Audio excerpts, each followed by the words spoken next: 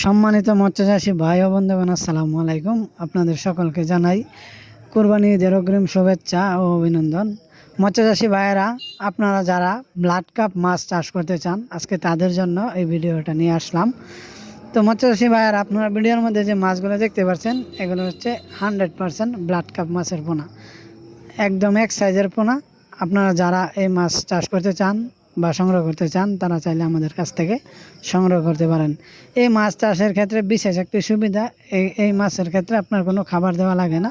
পুকুরের তলদেশে যে শামুক জাতীয় খাবার আছে, এটা খেয়ে এই মাছ বড় হয়ে থাকে।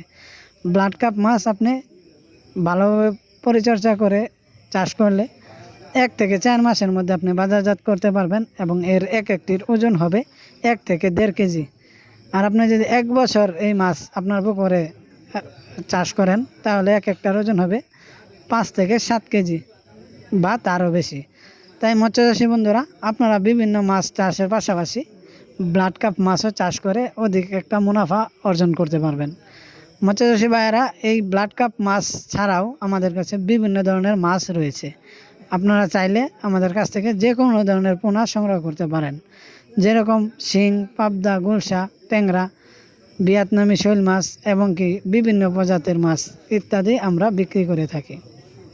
তো মৎস্যচাষী ভাইয়েরা, আর দেরি না করে আমাদের সাথে